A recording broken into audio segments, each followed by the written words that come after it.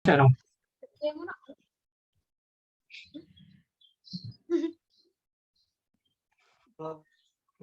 Wes lah.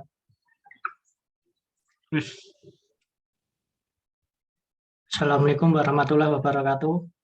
Kami dari kelompok kami ingin mempresentasikan jurnal yang telah kita buat dengan judul Pengembangan Media Pembelajaran Online e-learning menggunakan Open Learning.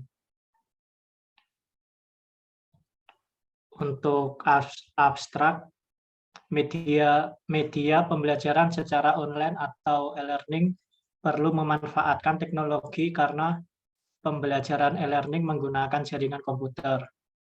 Untuk itu, untuk bertukar informasi serta komunikasi antara mahasiswa dan dosen.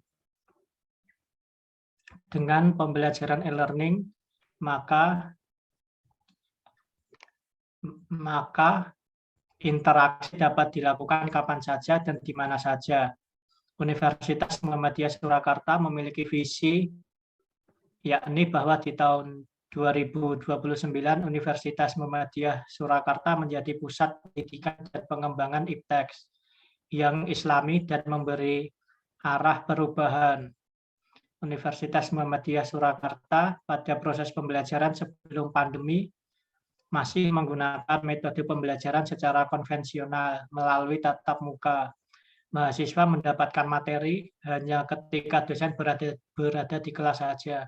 Sehingga penelitian ini dilakukan dengan memanfaatkan teknologi informasi dan komunikasi pada perubahan pembelajaran menggunakan learning dengan menggunakan open learning. Sedangkan penelitian ini menggunakan penelitian research dan development, mengacu pada model pengembangan analis, desain, develop, implement, evaluation. Penggunaan open learning memiliki fitur yang mirip dengan Facebook, dan open learning juga menggabungkan antara jejaring sosial dan LMS atau Learning Management System, sehingga media pembelajaran menggunakan open learning, mahasiswa dapat memperoleh materi pembelajaran dengan mudah, walaupun dosen sedang berhalangan hadir di kelas. Karena penggunaan open learning, dosen dapat mengabsen kehadiran mahasiswa serta antara dosen dan mahasiswa dapat berinteraksi sosial sekaligus belajar. Pendahuluan, Universitas Muhammadiyah Surakarta merupakan salah satu kampus Islam terbaik di Indonesia. Sebelum pandemi COVID-19, pembelajaran masih menggunakan tatap muka antara dosen dengan mahasiswa. Dengan terjadinya pandemi, maka proses perkuliahan dialihkan secara online. Dengan permasalahan yang ada, maka dibutuhkan sebuah dukungan guna merubah metode pembelajaran agar mahasiswa menjadi semangat belajar. Salah satu metodenya adalah menggunakan e-learning, yaitu pembelajaran yang disampaikan menggunakan media digital seperti komputer atau perangkat mobil yang mendukung pembelajaran. Saat ini Universitas Muhammadiyah Surakarta masih menggunakan pembelajaran konvensional secara tatap muka antara dosen dan mahasiswa. Di kelas menunggu untuk mencari e-learning yang cocok bagi Universitas Muhammadiyah Surakarta. Salah satu e-learning yang bisa digunakan yaitu Open Learning. Open Learning merupakan website yang memadukan e-learning dengan jejaring sosial. Fitur yang ada di dalamnya berupa resource untuk membuat berupa kelas dan bisa juga membuat grup untuk keperluan kelompok. Open Learning mempunyai kelebihan diantaranya bisa untuk melihat kehadiran mahasiswa serta dapat dilihat aktivitas mahasiswa di dalam Open Learning. Open Learning adalah sebuah platform LMS terkenal yang digunakan untuk pengajaran dan pembelajaran dan kursus online gratis dan masif.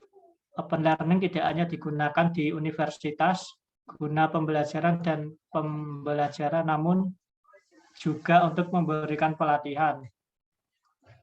Dengan menggunakan media pembelajaran, penggunaan Open Learning akan membuat minat belajar mahasiswa meningkat dikarenakan terdapat fitur-fitur yang baik. Permasalahan yang ada dapat membuat penelitian ini untuk dapat mengubah media pembelajaran dengan pemanfaatan open learning. Sebagai media pembelajaran dengan pemanfaatan open learning, membuat mahasiswa belajar dimanapun dia berada dan juga dosen dapat mengawasi kehadiran mahasiswa melalui penggunaan open learning. Selanjutnya dibaca Mas Bintang. Kemudian akan saya baca yaitu penelitian yang terkait. Platform media pembelajaran online atau LMS memberikan fleksibilitas dalam menelusuri penelitian, penilaian, dan komunikasi kepada mahasiswa menjadi lebih mudah. Platform media pembelajaran online atau LMS dikembangkan guna memberikan kemajuan mahasiswa dan membuat banyak kesempatan oleh mahasiswa dan dosen untuk meningkatkan proses belajar mengajar. MOOCs pada perkembangannya memunculkan berbagai platform diantaranya Canva, Udemy, Udacity, Coursera, dan Open Learning. Open Learning merupakan sebuah platform LMS terkenal yang digunakan untuk pengajaran dan pembelajaran dan kursus online gratis dan masif. Open Learning tidak hanya digunakan di universitas guna pengajaran dan pembelajaran, namun juga untuk memberikan pelatihan. Masif Open Online Course atau MOOC merupakan sebuah rancangan pendidikan dengan pemberian materi pembelajaran secara online, dengan memberikan layanan perkuliahan terbuka yang ditujukan untuk menampung mahasiswa tanpa batas dan melalui media web. Sehingga materi perkuliahan seperti kuis, ceramah yang difilmkan, bacaan, rangkaian masalah, dan tugas dapat disajikan sebagai sarana pendukung untuk forum interaktif diskusi antara mahasiswa dan dosen.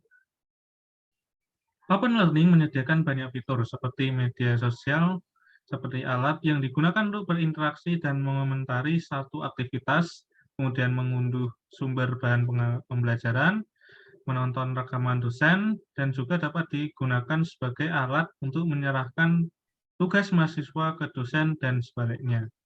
Open Learning mendorong mahasiswa untuk berinteraksi guna untuk memiliki koneksi teman dan mengembangkan pembelajaran kelompok mahasiswa untuk meningkatkan perilaku mahasiswa dalam menggunakan platform Open Learning.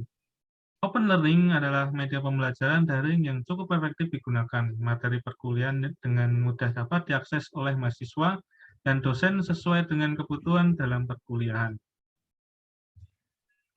Kemudian yang ketiga adalah metode penelitian. Metode penelitian yang digunakan pada penelitian ini menggunakan metode Research and Development atau R&D, yang merupakan sebuah proses dalam mengembangkan suatu produk baru maupun menyempurnakan produk yang telah ada. Metode Research and Development mengacu pada model pengembangan ADI, yaitu Analyze, Design, Develop, Implement, dan Evaluation. Model pengembangan ini urainya lebih sistematis dan lengkap, dan cocok untuk pengembangan yang membahas mengenai IT. Berdasarkan pada gambar 1, yaitu tahap model pengembangan ADI, tersebut diantaranya yaitu A. Tahapan Analyze. Tahapan Analyze merupakan proses untuk mendefinisikan fitur apa saja yang dapat digunakan oleh user. Pada tahapan analisis ini dilaksanakan untuk menganalisis kebutuhan peneliti, melakukan sebuah observasi pada Universitas Muhammadiyah Surakarta. Hasil observasi tersebut adalah cara belajar mengajar di kampus dilakukan secara tatap muka di ruang kelas antara dosen dan mahasiswa Universitas Muhammadiyah Surakarta. Hasil pengamatan peneliti adalah mahasiswa hanya mendapatkan materi pembelajaran di kelas dan dosen hanya memberikan materi di kelas dan memberikan tugas yang akan dikerjakan mahasiswa di rumah. Sehingga cara belajar mengajar tersebut akan membuat materi akan lambat diajarkan karena waktu pembelajaran materi mata kuliah tersebut yang terbatas, seperti libur kampus maupun dosen yang berhalangan hadir, baik sedang dinas luar atau sakit. Kemudian oleh karena itu, Universitas Muhammadiyah Surakarta perlu adanya inovasi dalam pengembangan pembelajaran. Jadi, pembelajaran di kampus dapat dilakukan secara lebih efisien, inovatif, dan juga kreatif. Sehingga apabila saat dosen berhalangan hadir, karena dinas luar atau sakit, maka dosen tersebut dapat memberikan materi kapan saja dan di mana saja, yaitu dengan media pembelajaran e-learning. Karena selama ini Universitas Muhammadiyah Surakarta belum ada inisiatif pembelajaran menggunakan e-learning sebelumnya, dan kurangnya pemahaman kampus dalam pemanfaatan e-learning menggunakan open learning. Kemudian B adalah tahapan desain. Tahapan desain adalah sebuah proses yang dilakukan mendahului sebelum dilakukan sebuah pengembangan sistem. Pada tahapan ini, membuat sebuah rancangan dengan merumuskan tujuan dan strategi pembelajaran guna mencapai tujuan. Setelah dilakukannya tahapan analyze, maka peneliti merancang inovasi media pembelajaran menggunakan e-learning dengan berbasis atau menggunakan open learning yang sangat cocok digunakan oleh pihak kampus Universitas Muhammadiyah Surakarta karena sistem memiliki sistem seperti media sosial sehingga terdapat fitur chat yang dapat digunakan oleh mahasiswa maupun dosen untuk berinteraksi. Kemudian lalu e-learning menggunakan open learning bisa mengontrol kegiatan mahasiswa dan juga kehadiran mahasiswa dalam materi pelajaran tersebut atau materi kuliah tersebut. Pada e-learning menggunakan open learning nantinya dapat diatur sesuai dengan mata kuliah Universitas Muhammadiyah Surakarta sesuai dengan fakultas dan program studinya. Kemudian yang C adalah tahapan develop. Tahapan develop atau pengembangan adalah sebuah tahapan untuk mengimplementasikan secara benar dari tahap sebelumnya, yaitu tahap desain yang telah dirancang dan dibuat sesuai dengan kriteria dalam perancangan software. Tahapan develop ini membuat pemanfaatkan e-learning berbasis open learning pada kuliah Universitas Muhammadiyah Surakarta. Dosen yang berposisi sebagai pengguna dapat membuat kategori, mengorganisasikan daftar isi materi, mengupload materi, membuat grup diskusi, mengupload tugas dan membuat pengumpulan tugas, dan membuat pengumuman kelas. Begitu juga mahasiswa yang berposisi sebagai pengguna dapat masuk pada kelas mata kuliahnya, dapat mengakses materi, dan lain sebagainya. Perancangan yang digunakan untuk membuat diagram alir data guna menggambarkan sistem kerja dilakukan menggunakan DFD atau Data Flow Diagram, yang merupakan representasi grafik yang menggambarkan aliran transformasi informasi yang digunakan sebagai data masukan dan keluaran. Kemudian adalah D, yaitu tahapan implement. Tahapan implement adalah sebuah tahapan untuk mengimplementasikan semua perancangan sistem informasi yang telah dirancang pada tahapan sebelumnya. Untuk tahap implementasi ini adalah bagaimana cara kerja open learning sebagai dosen dan mahasiswa yang selanjutnya akan diimplementasikan di perkuliahan Universitas Muhammadiyah Surakarta. Kemudian tahap yang terakhir adalah tahapan evaluasi. Tahapan evaluasi adalah tahapan akhir dari model pengembangan tadi. Tahapan evaluasi di sini adalah mendemokan penggunaan open learning kepada seluruh warga Universitas Muhammadiyah Surakarta, baik dosen dan mahasiswa, dan mengevaluasi apakah open learning yang diimplementasikan sudah sesuai atau belum dengan diharapkan dalam penggunanya. Kemudian hasil dan pembahasan akan dibacakan oleh Mas Ridwan Ilham.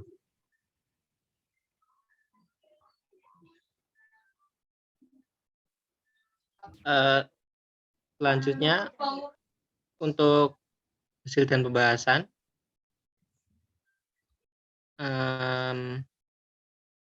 tahap yang di bawah ini ada data flow diagram berupa diagram konteks yang menggambarkan proses berjalannya sebuah sistem dalam open learning. Nah, langsung saja kita ke aplikasi open learning-nya. Pada gambar 4 itu adalah halaman awal open learning. Pada gambar 4 menjelaskan bahwa dalam aplikasi atau web pembelajaran ini terdapat dua pengguna, yaitu guru dan siswa. Guru wajib untuk mengisi data seperti tempat mengajar, nama, instansi, dan lain-lain. Namun, untuk menggunakan open learning, guru atau sekolah harus membeli paket layanan yang harganya mungkin tidak murah untuk kita mungkin. Lalu pada layanan open learning terdapat fitur fitur dosen, atau jika sudah membeli paketan kita akan mendapat fitur itu. Fitur dosen itu dapat digunakan untuk membuat kelas. Nah, setelah dosen berhasil membuat kelas, maka akan muncul link untuk mengundang murid atau siswa untuk masuk ke dalam kelas open learning tersebut. Dosen dapat memberikan materi tugas, bahkan dapat menambahkan video.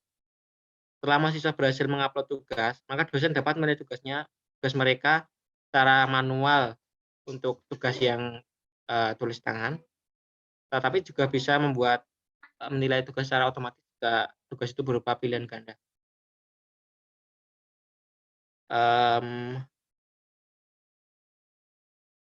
Hasil dari penelitian ini yaitu berupa pemanfaatan e-learning berbasis open learning yang bisa diakses pada www.openlearning.com. Pada open learning ini memiliki halaman login yang mengharuskan menuliskan email dan password seperti pada gambar 5. Sedangkan begitu pula ada layanan-layanan yang diberikan oleh open learning. Yang pertama, layanan untuk mahasiswa. Pada halaman awal open learning, seperti pada gambar 4 itu, siswa diharuskan untuk login. Lalu yang kedua, halaman sign up atau register. Jika kita belum mempunyai akun, maka kita diwajibkan untuk membuat akun di situ. Yang ketiga, halaman untuk memilih kelas. Jika kita sudah join ke kelas dosen atau guru, kita bisa memilih kelas seperti yang kita inginkan. Terus untuk fitur lainnya yaitu ada fitur learning activities. Learning activities itu adalah fitur untuk kita agar bisa melihat di halaman kegiatan atau kelas yang bisa kita dapatkan setelah kita menekan tombol your progress pada course tersebut. Setelah itu akan muncul learning activities yang berupa kegiatan-kegiatan yang ada di kelas tersebut. Di sini kita terdapat banyak pilihan berupa materi yang berisi file ataupun video, terdapat juga halaman yang mensubmit tugas. Nah, pada halaman ini terdapat beberapa fitur atau menu yang lain. Yang pertama, tombol home.